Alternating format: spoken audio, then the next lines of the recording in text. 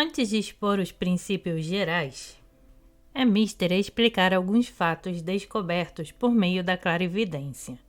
O primeiro ponto que devemos compreender claramente é a maravilhosa complexidade do universo que nos rodeia e que contém muitas coisas desconhecidas no campo da visão comum. Sabemos todos que a matéria existe em diferentes condições, que se podem mudar variando pressão ou a temperatura. Temos 3 estados notórios de matéria: sólido, líquido e gasoso. A ciência nos demonstra que, sob certas variações de temperatura ou de pressão, todas as substâncias podem existir em qualquer dos referidos estados. Creio que existem ainda algumas substâncias que os químicos não conseguiram reduzir de um estado a outro, mas admite-se geralmente que assim, como a água pode solidificar-se a baixa temperatura e vaporizar-se a uma temperatura elevada, também todos os sólidos que conhecemos poderiam converter-se, sob certas condições, em líquidos ou em gases. Todo líquido em sólido ou gás, e todo gás em líquido e mesmo em sólido.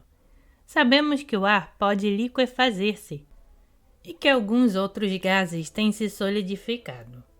A química oculta nos mostra ainda outro estado de matéria mais sutil que o gasoso, ao qual se podem reduzir todas as substâncias conhecidas. Chamamos etérico a esse estado da matéria. Afirma a química que o que a ciência entende por éter não é uma substância distinta e homogênea, mas simplesmente um outro estado particular da matéria ordinária. Assim, por exemplo, o hidrogênio pode assumir o estado etérico em vez de gasoso, e o ouro, a prata ou qualquer outro elemento pode tomar os estados sólido, líquido, gasoso, e também o mais sutil, que denominamos etérico. Do mesmo modo que em nosso mundo há elementos normalmente sólidos, como o ouro, outros normalmente líquidos, como o mercúrio, e outros normalmente gasosos, como o oxigênio. Assim também, há substâncias normalmente etéricas, ainda que por meio de um tratamento especial que possam ser reduzidas ao estado gasoso ou conduzidas a outro estado ainda mais sutil.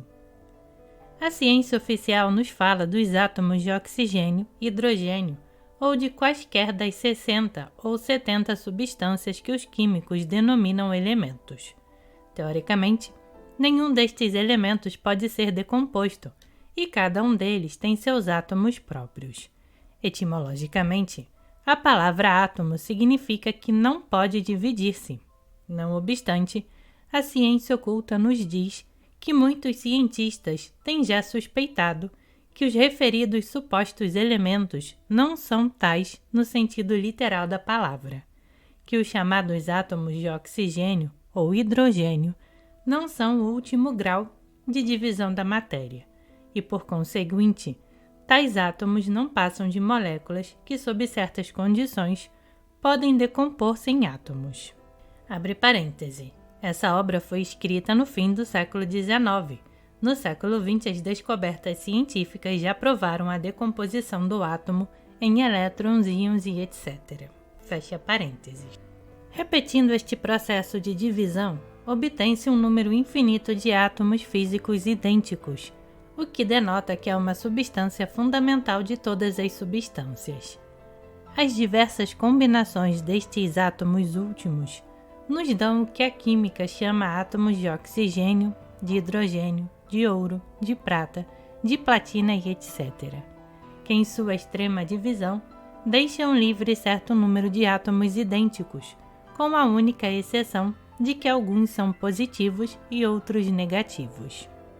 Embora estranho ao nosso presente trabalho, é de profundo interesse o estudo destes átomos e das possibilidades de suas combinações. Para mais detalhes, veja-se a obra Química Oculta, de Besant e Leadbeater.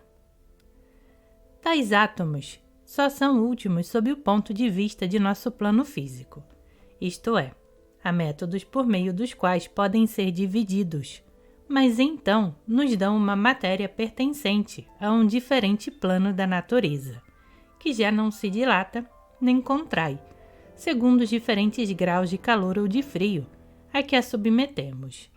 Esta matéria sutil não é simples, mas sim complexa, e também existe numa série de estados peculiares, análogos ao sólido, líquido, gasoso e etérico da matéria física. Levando mais adiante o nosso processo de subdivisão, chegamos ao átomo último do plano da natureza, a que os ocultistas chamam mundo astral. Pode-se repetir este processo, pois subdividindo o átomo astral, chegamos a outro mundo superior e mais sutil, embora sempre material. Uma vez mais, encontramos ali a matéria em condições definidas e em diferentes estados correspondentes a esse nível superior. O resultado final é que nossas investigações nos conduzem ao átomo do quinto plano da natureza, que a teosofia denomina mundo mental. Tanto quanto nos permitem nossos conhecimentos, não tem limites esta possibilidade de subdivisão, pois o limite está em nossa capacidade de observação. Contudo, sabemos o suficiente para estar seguros da existência de diferentes planos, que em certo sentido são mundos que constituem as partes de um todo prodigioso. A teosofia chama planos, ou melhor, mundos, a estas diferentes regiões da natureza.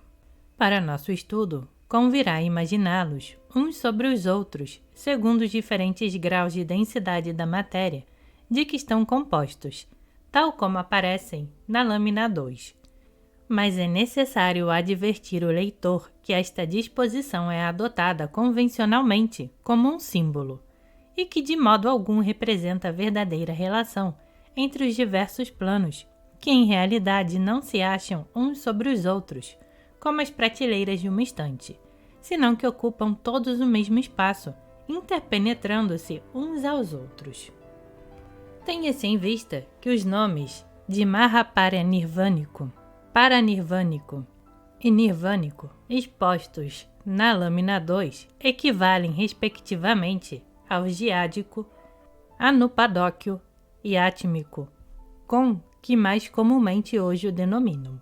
Por outro lado, desde a publicação da primeira edição desta obra, evoluiu algo mais a exposição da teosofia e a ordenação dos mundos ou planos está invertida, pois se considera agora como primeiro o ádico, ou Mahaparinirvânico, e como sétimo o físico. Vai esta advertência para prevenir confusões.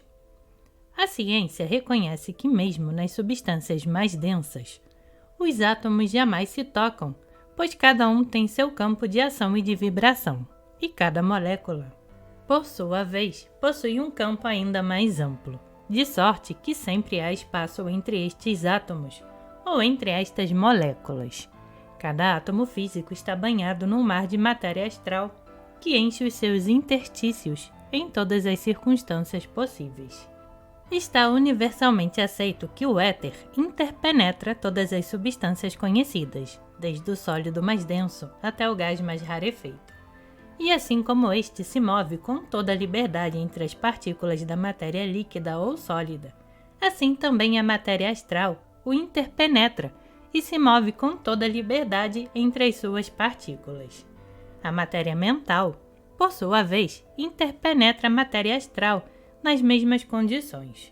Portanto, estes diferentes planos da natureza não se acham nada separados no espaço, mas todos eles existem ao nosso redor, de maneira que, para vê-los ou estudá-los, não temos nenhuma necessidade de locomover-nos no espaço.